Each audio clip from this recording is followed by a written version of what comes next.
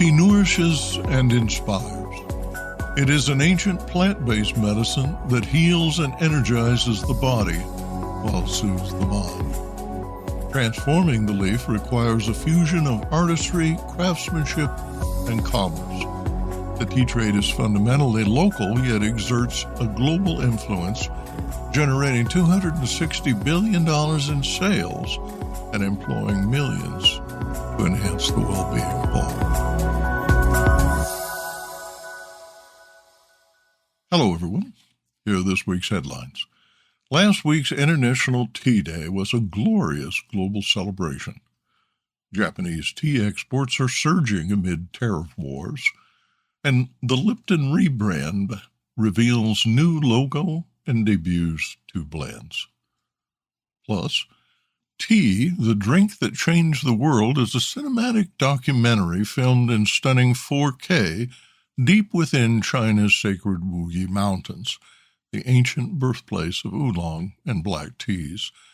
7 years in the making, this 90-minute film captures exclusive footage of master artisans practicing century-old traditions, including rare access to the legendary Dahong Pao Mother Tea Temple and authentic Gong Fu Cha ceremonies. Now streaming on Amazon Prime, the documentary reveals tea's transformation from mystical elixir to global phenomena. Director Christy Hui joins us to explore the profound cultural impact and commercial evolution of tea. Born in Guangzhou, Christy reveals how this sacred beverage became humanity's connector, fueling conversations, inspiring creativity, and driving a $260 billion global industry that continues to shape civilizations worldwide. More in a minute, but first, this important message. What happens when businesses along the tea supply chain get together and support women and children in tea communities? The Mother and Child-Friendly Seal for Responsible Business is creating long-term positive impacts, making your cup of Ceylon tea all the sweeter. Learn more at srilanka-motherandchildseal.org.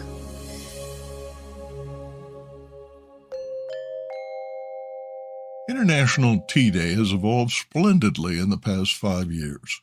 Champions of the multinational celebration are justifiably proud of the many meaningful gatherings since May 21, 2020, when the Food and Agricultural Organization began hosting the event. This year's sessions highlighted the pivotal role of women in tea production and distribution, with a reminder that gender equality remains elusive in many tea-growing regions. FAO Director General Ku Dan-yu, speaking in Rome, emphasized that tea is far more than a beverage. For millions of people around the world, it is a lifeline. Quote, more than 60% of the world's tea is produced by smallholders, many of whom are women and young people, and often in some of the world's most vulnerable places, the Director General said. Income from the tea sector is vital to ensuring food security, supporting rural economies, and strengthening resilience to shocks, he added. Ku made remarks at the high-level event held at FAO headquarters under the theme, quote, Tea for Better Lives, end quote. This theme explores how tea can serve as a valuable tool that enhances the lives of millions of people. From farmers to factory workers, traders to consumers, tea contributes to better livelihoods, stronger communities, and healthier lifestyles. Farmed with Care is a thoughtful 3-minute video produced by FAO depicting, quote, the tea pluckers, farmers, and countless men and women at the core of the tea value chain. Now, more than ever, we must explore the connection between consumption and origin, spotlighting the vital role that tea workers play not only in producing tea, but in preserving the landscape where it is grown. See Farmed with Care on YouTube. The Rome event featured a tea tasting experience and markets and trade talks where participants shared insights about their tea heritage and traditions. Meanwhile, at the United Nations in New York, India's permanent mission to the UN organized a special event titled Chai Pe Charcha, to emphasize tea's role in economic empowerment and sustainable development. The event highlighted India's prominence in the global tea industry. India has engaged in commendable efforts to appeal to young tea drinkers. In Canada, Tea and Herbal Association President Shabnam Weber hosted a live-stream SOFA Summit to connect 20 tea luminaries, thought leaders, and stakeholders representing 12 countries. In the UK, activities included tastings, talks, workshops, and many afternoon teas at hotels and restaurants that have adapted the tea selections and dainties to appeal to younger generations. Check out a complete list of events online using the hashtags TeaDay25 and International Tea Day. Business Insight. Let's connect. The Directory of Tea Super Connectors was created to facilitate collaborations on tea projects such as International Tea Day. Super Connectors are individuals who excel at connecting people and resources, building extensive networks of relationships. They are known for their ability to remember the names, details, and passions of those in their network, and they actively seek ways to connect others, even if there is no immediate benefit to themselves. Visit tea-biz.com to get listed. There's no charge. Tea-Biz correspondent Mayanbar Vadraj filed this report on Japan exports, which are surging during the tariff wars. High tariffs on Chinese tea exported to the U.S., along with the threat of retaliatory tariffs in other markets, including the European Union, are prompting importers to seek alternative suppliers. Japan, renowned for its consistently high-quality traceable tea, is a natural substitute, especially in premium green tea segments such as matcha, gaokuro, and sencha. In March 2025, Japan exported tea worth 4.2 billion Japanese yen to 70 countries, a 34% increase from the previous year, according to the Japan Tea Export Promotion Council. The volume reached 982 metric tons, representing a 16.3% increase. Estonia paid the highest unit price at $140 per kilogram, while Taiwan paid the lowest at an average $9 per kilogram. Japanese tea exports to the U.S. increased to 12.3 million in March, an 18% rise from the previous year. The volume was 288,000 kilos. Tea exports sold at an average of $42.50 per kilogram. Powdered tea exports grew by 26.5% in value and 16.3% in volume. Exports to the EU reached 700 million Japanese yen, a 36% increase from the previous year. Japan's economic partnership agreements with the EU, UK, and CPTPP provide access to zero or low tariffs, a competitive advantage as the suppliers are priced out. Japan's green tea exports, led by matcha, have tripled over the past decade, reaching a record 185 million in 2023. Shipments of tea leaf remain consistent with the previous year's volume, which comes at the expense of the domestic supply, where demand has not kept pace. There are persistent concerns that the tariff hike will decrease demand in the U.S. Some believe it will be a tailwind as more people switch from Chinese tea, which is subject to higher tariffs. Japanese tea exports to the U.S. will be subject to a 24% retaliatory tariff unless a new trade agreement is reached before July 9th.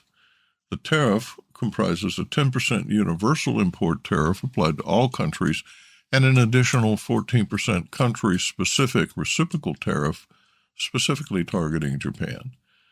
The export value of Japanese tea from prefecture-based tea companies has steadily increased in recent years. The United States has become a significant export destination, accounting for nearly half of all exports by volume. Sujimoto Saisha, located in Shimada City, Shizuoka Prefecture, earns nearly 40% of its revenue from U.S. importers. According to President Masaki Sujimoto, orders for matcha have been booming since last year. Coupled with the increase in tariffs on Chinese products, he hopes that orders to Japan from American importers will increase even further. Yoshiaki Kobayashi, who grows organic tea for matcha in Fushida in Shizuoka Prefecture, said, quote, "We've heard from American customers through our distributors that they want to continue their business with us, even if tariffs are increased," end quote. Yoshidi Oshino, president of Shizuoka Japanese tea market, where the first auction for the season's new teas took place on April 18th, also concluded, quote, "There may be some impact from the tariff hike, but high-quality tea that people can't find a replacement for it will sell," end quote. With global trade disrupted by tariffs, sanctions, and diplomatic tensions, Japan is viewed as a stable, rules-based trading partner, thereby enhancing its appeal in Western markets. Lipton unveiled a comprehensive line refresh for International Tea Day featuring updated packaging, a new slogan, "We Choose Tea," and 2 new blends. The familiar red badge returns to all-caps lettering on a darker yellow background, displaying the company's founding in 1890. In an online release, the company announced new English breakfast and Earl Grey blends, as well as plans to roll out a line of fruit and cold herbal teas this summer, along with additional varieties of low-sugar and zero-sugar iced tea powders. Raquel Harris Mason, president of Lipton Teas and Infusions, discussed the drivers behind the new items and the overall rebranding initiatives in a feature article in Progressive Grocer magazine. Quote, "I think today's consumer wants more choices that are delicious and healthy. They aren't interested in sacrificing taste for health. They want them both, and they want novelty," she said. Consumers prefer a combination of tried and true ingredients they trust with something that makes it different and interesting, she explains. Whether it's a type of tea that helps them sleep better or another that's refreshing on a hot day, we know it's important to participate in both the premium and mainstream segments, she said. Quote, "We are focused on tea with multiple brands. We don't have to pick between them, and we want to be more accessible," said Mason. The packaging is less cluttered and no longer displays the American Heart Association seal and testimonial. The company is considering adding a healthy claim to its packaging to capitalize on the FDA's new rule, which automatically qualifies tea products with fewer than 5 calories per serving and no added caffeine. Business Insight. Package designers noted the return of all caps to the Lipton name. The redesign, quote, "radiates positivity and comfort," end quote, and features a, quote, "touch of nature," end quote, according to Packaging Digest. Primary and secondary packaging was updated, including cases, canisters, retail boxes, envelopes, and even tea tags.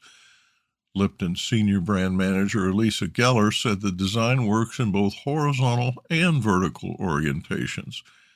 She explains that vertical facings are becoming increasingly common due to tighter shelf space, varied shelf formats, and diverse store layouts. The vertical panel, quote, "ensures the product remains recognizable, consistent, and shoppable, no matter how it's stacked," she said. And now, a word from this week's sponsor. Hello, I'm Bogdan, a passionate tea drinker and the inventor of the ultimate tea machine, the Brew Maker 1. Preparation is key to making fine tea. Sequential steepings deliver the best taste possible and unlock the true value of whole leaf teas and botanicals. Brew automates that process without using any pots or capsules. This simple-to-operate, smartphone-controlled device stores steeping profiles to consistently make great tea at the push of a button. Brew also reduces time, waste, and energy. That's because I engineered the brew to remember control settings for temperature, brewing time, and quantity.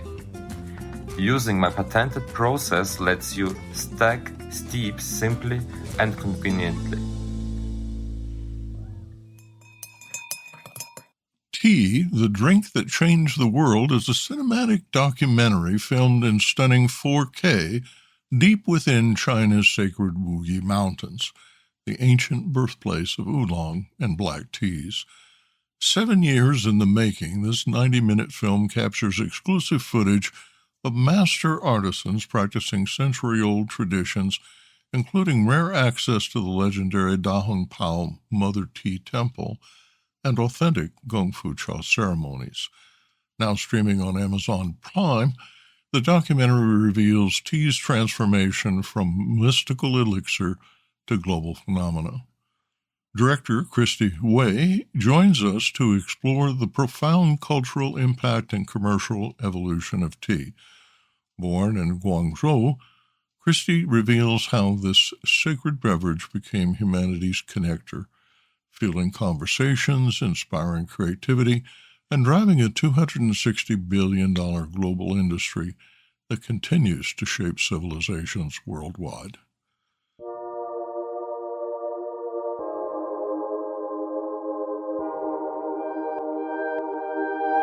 Christy Hui is a serial entrepreneur and CEO and founder of ActionFliks Media. She's known for creating the Emmy-winning Shaolin Showdown franchise with Warner Brothers and Shaolin Chronicles on Netflix, now streaming on Amazon. A creative business executive, she specializes in transforming innovative concepts into global entertainment franchises that span games, toys, and consumer products. An award-winning content creator, Christy earned her EMBA from USC Marshall School of Business and enjoys collaborating with creative teams and corporate partners to produce global content, including Emmys, Telly Awards, and W3 Awards. Your film beautifully captures the long-practiced expertise of the Wuyi artisans who produce black and oolong teas widely consumed in the West. You can't help but see that the lives of the people you profile and the life in the leaf blend in such harmony that those who drink these teas are enriched. The film presents tea making in rich detail and more authentically than I expected. Thank you, Dan. It is such a mystical project, Dan, that how it came about. If I were to tell you some of the remarkable stuff that was happening and that how it happened, how the entire movie came together, it is nothing short of a miracle. And from the makings of to how it stumbled upon on my lap and my own journey as both a person, a tea drinker, and a professional. All those forces kind of collided in a perfect scenario to enable me to do this tea movie. What does it take? I jokingly say that you kind of have to be the Columbo, a detective, but knowing both the Western culture innately, like I am, and also fluently, and also knowing the Chinese culture with a passion and love and a background of all the dynasties and the love for tea and a love for history. If I did not have the love for history, it wouldn't have come out the way it is. And I would have given up because this whole tea movie was supposedly a 30-minute film. And then it turned into 90.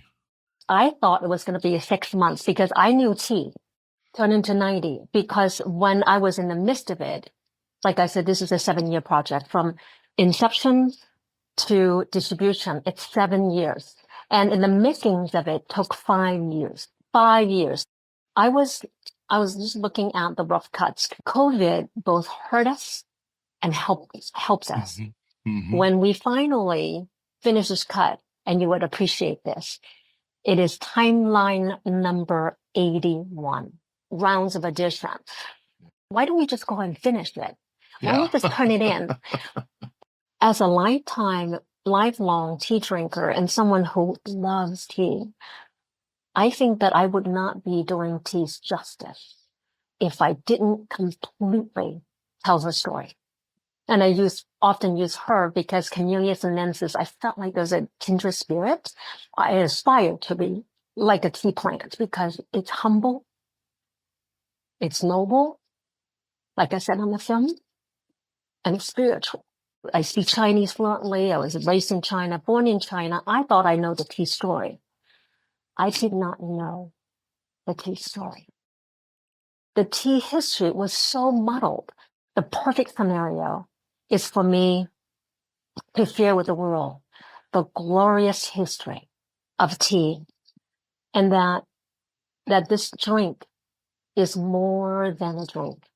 It's the melting, the infusion of the divine universe between the plant world and the human spirit. And that's what I call the tea spirit.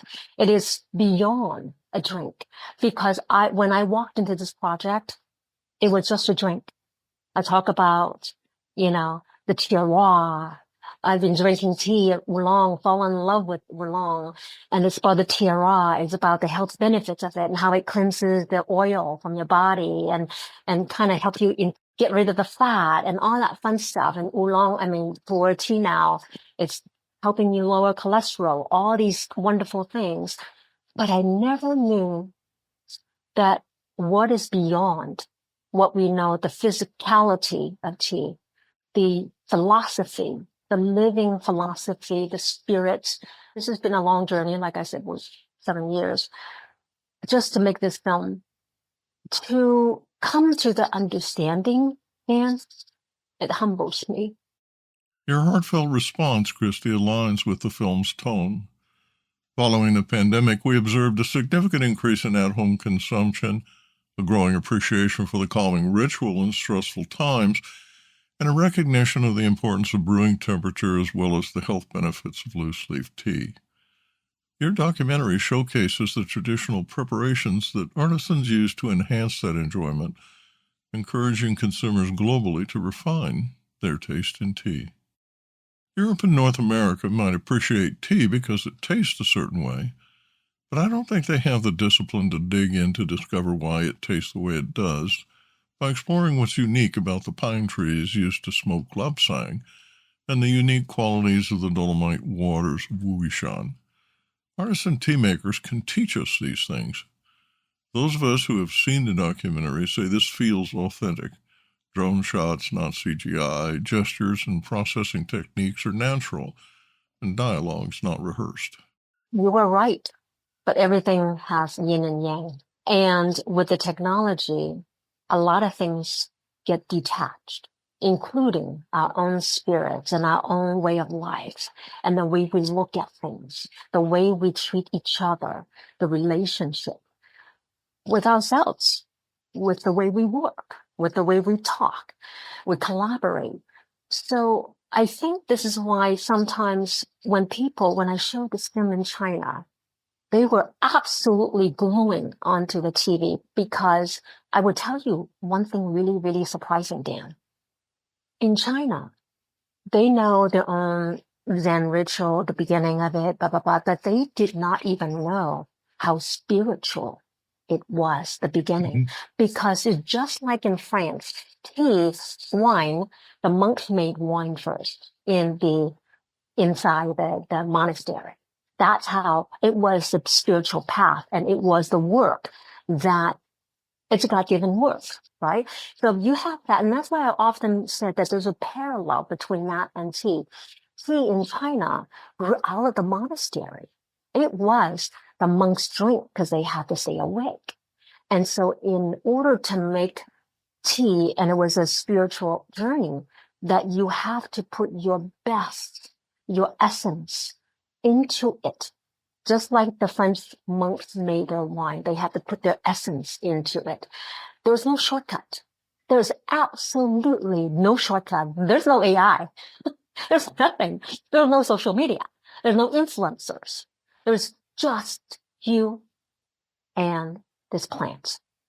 So when you put that into that truest essence of what it is, it becomes what it is, which is imbued with holy, your spirituality between the melting of two spirits form, the plants and the human. That's why I was so touched. I almost was near tears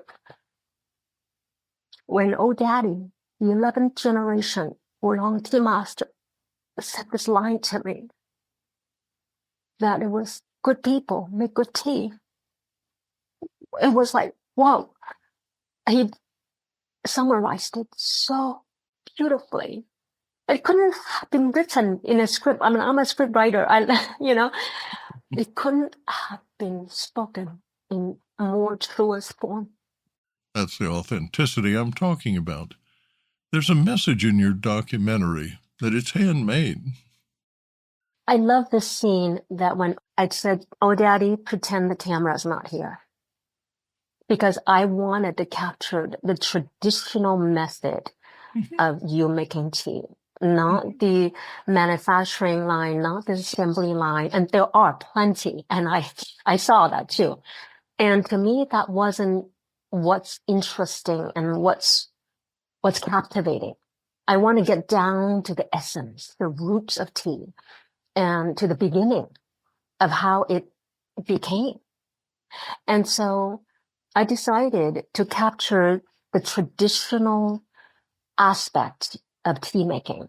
And that's why I was so delighted when you had never seen a scene like that in any tea making movie.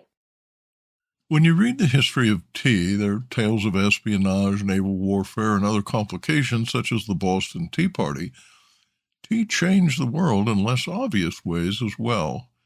Will you talk about the mercantile aspects of tea, such as how the porcelain teacup influenced perceptions of China and tea globally? The Chinese people are tradesmen. They are very savvy business people. They respond to the market demand really, really quickly, very entrepreneurial, especially back in the 1700s when you are having the Canton, Guangzhou ports as the only ports that's open to the Westerners. So I'm a Canton girl. I came from Guangzhou. So this is where the China trade, the only city really back then that was open to the Western trade. So the Cantonese people actually are very savvy merchants. As I said in the documentary in the beginning, the Chinese only like to have very refined tea, tea that is not black in color or muddy in color. They want clear, golden elixir color. And so, so that's what's popular in China. And so all of a sudden you have this accidental tea that's been smoked by the pine. And they're like, oh, we don't like to drink it. The Chinese, ooh, this is bad stuff. Let's ship it out. Well, then voila, it became a giant hit. I mean, that was what the Western palate was welcoming. Well, also, I would often say that had they have Instagram back then, the digital media to share what's good tea, then possibly the West would want to have good tea too. But and I think that's the beauty of tea, is that everyone's taste is so different, right? And so that tea made it out to the world, and and it started, we can add milk to it. And timing is everything, as you and I both know. So they can add milk, right? And then they can add sugar later on. But that's what it is, that the Chinese never had the habit of drinking tea with milk. So therefore, to our palate, the lighter the tea, those clear tea, it fits our lifestyle and our entire dietary makeup. Whereas you over there, you have milk. And so all of a sudden things and then so like I said in the documentary, the merchants in Wuyishan responded. They're like, oh, wow, look at the Dutch came in and they want black tea. Well, all of a sudden, everybody who makes oolong tea, which is a lot more complicated to make, right? Those are the most complicated tea to make and make well oolong tea.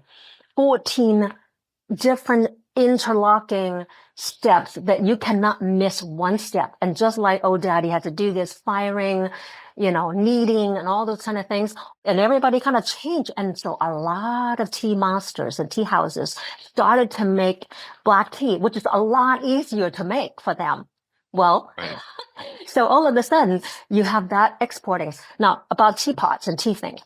And then when these tea things come out to China, and you're right about all the European families, when those who have the wherewithal would go and say, I want the finest, tea things. Even our own very president, George Washington, had to have his own tea sets, right? Because he has to. And so we actually have the invoice that George Washington paid for that Cantonese blue and white set in his library, because every bachelor has to have that. That is symbol that you desire. European porcelain industry has not reached the height where it could withstand boiling water. And so therefore, they did not have the type of teaware to actually brew tea the way that it's supposed to be brewed. Postscript. Behind the scenes with Christy Hui. I went back to China 5 times to film. And Oh. every time I went back there, and because I came back and I thought I have everything, and then I did more research and said, oh, I missed this and this. In Wuyishan, drone shots were prohibited. I went into the forbidden region, that where Mr. Zhang talked about Lapsang Shushong and how it was created, how his family and the entire smoke room that we went in to film. It's never happened before. No Nice. Westerner. I, as an American, am not even permitted to go in. I mean, there's so many things behind the scenes, all the tickets and all these wonderful events we can do to literally walk viewers through some of the marvelous happenings around the film that you're like, truly, this is a miracle. The fact that it came out the way it is, it's a miracle in and of itself. Now streaming on Amazon Prime and available on Tubi, the documentary is well deserving of global exposure.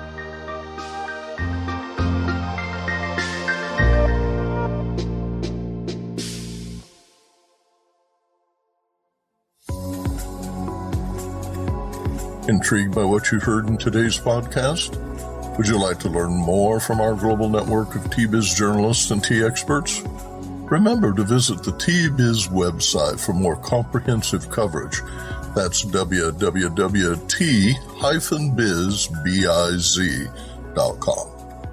Thanks for listening. Farewell till next week.